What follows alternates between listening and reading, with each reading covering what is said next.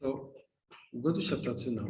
General system theory, or factors of production, general system theory. So for general system theory, so what is factors of production? Factors of production are resources that we put together that helps us to be able to produce goods and services. So whatever we have to produce goods and services. So how are we going to be able to produce goods and services? We need the factors of production. So that's why factors of production are defined, or is defined as the resources that helps us in the production of goods and services. Factors of production are what? Resources that helps in the production of goods and services. So we go to the general system theory. So for the general system theory, what does the general system theory implies? It only explains the process through which inputs will go through process to be able to produce output. So the general system theory I wrote here, it explains the process through which inputs are used to produce outputs. So the land, the labor, the capital, the enterprise, which are the factors of production or inputs, are what we need to use as a business to be able to produce goods and services. So when we produce goods and services, the goods and services we produce is what we call output. Do you understand what output is now? Output is what? Goods and services. So inputs are the factors of production, which goes through the process, the land, the labor, the capital, and the enterprise. Without these inputs, we are not going to be able to produce goods or services. So we need all the factors of production or the factor inputs to be able to produce goods and services. So what are these inputs? We have land, labor, capital, and enterprise. So let's take each one at a time. For land, which is an input, what does land imply? Land is fixed in nature. Land is fixed in nature. That means it is natural and it is not mobile. It is immobile. It stays there. Anywhere it is, it is. So it's not movable. It is naturally there. We met it like that and we will leave it like that. That's why we say land is what? Fixed in nature. So anything on land is land.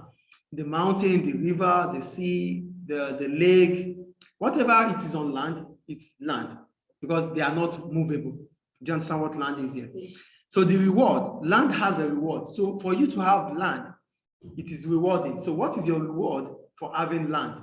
It is called rent income. What do I call it?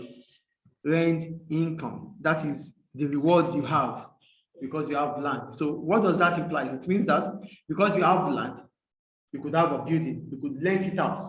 So people will pay you. You get income regularly on it. Do you understand what the reward is? So for you to have land, it means that you are going to have rent as an income. Or probably you don't even pay, you need to pay rent anymore because you have a land.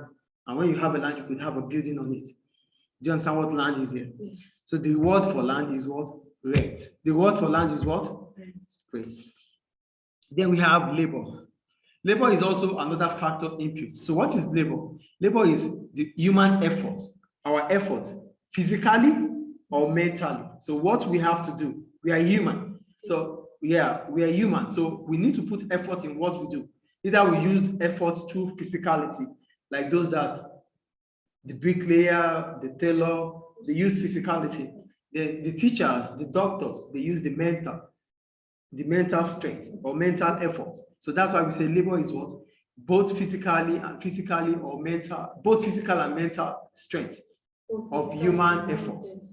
Yeah, so labor this is human effort, physically or mentally, that helps in the production of goods and services. So because you are putting effort, either physically or mentally, you are producing. It will help in the production of goods and services. So what is the reward for you to put effort, either physically or mentally? The reward is wages or salary. So the reward for labor, example of labor is workers. I'm a worker, so I'm part of labor. So what is my reward for teaching you? The reward is that I get paid weekly, which is wages. Yes, you say to me, maybe every day, maybe every week. Yeah, weekly or daily. So that is wages. Or if I'm working in a school, I get salary. That is the reward. So either ways, my reward as labor, because I put effort in what I do, physically or mentally, I get wages as a reward. Do you understand what reward is here? What you get back for putting effort, either physically or mentally. That is labor. So land, we've talked about land. Example of land is mountain, lake, plantation, river. Whatever is on land is land. I think it's clear. And the reward for land is what we call the rent income.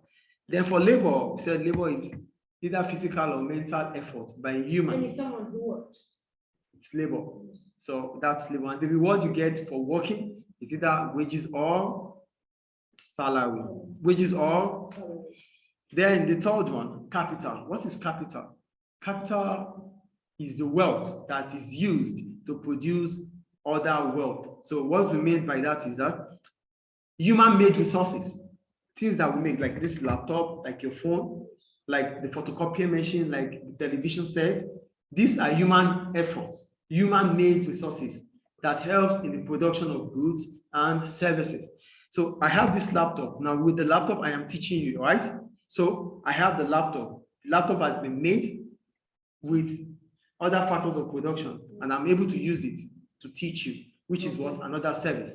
So I'm using this laptop to teach, which means I'm using the resources for another service. Do you understand? So capital is what? Human-made resources like laptop that helps to produce other goods or services. So with the laptop, I can teach. With the photocopy machine, you can make photocopies. With the television set, you can have a PS place and start a video game center. So you use your TV set to produce other goods. Do you understand what capital is? So capital is used. That's why we say capital is what? The wealth used to produce other wealth. That is in economics. It means human-made resources. Laptop is made by human, right? Yes. It is not the same as natural, like land. Land is naturally from God. But for capital, it is human-made resources that helps in the production of goods and services. We have the motor car. Some people use the motor car like taxi.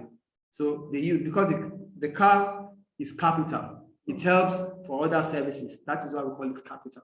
Do you understand what capital is now? So what is the reward for capital? The reward for capital is interest. What do I call it? Interest. It means you get more. So when you have this laptop, you use it for teaching. So it will continue to increase in value. Yes or no? You continue to make more money. Yes or no? So that means it is interest, more money to you. Do you understand what capital is here? So the reward for you to invest on capital is interest. So it will increase. The value will increase. Your value will increase. What you make will increase. Is it clear? Is it clear, please? And the last one is enterprise. So when you talk about enterprise, you know, these factors of production, we cannot control them. We need an individual, please concentrate here, please. We need individuals to put them together. We said land, labor, capital has to be put together into process before it produces goods and services. So that individual who needs to use his skills, his knowledge to put other factors of production together is what we call enterprise. So that means enterprise is what?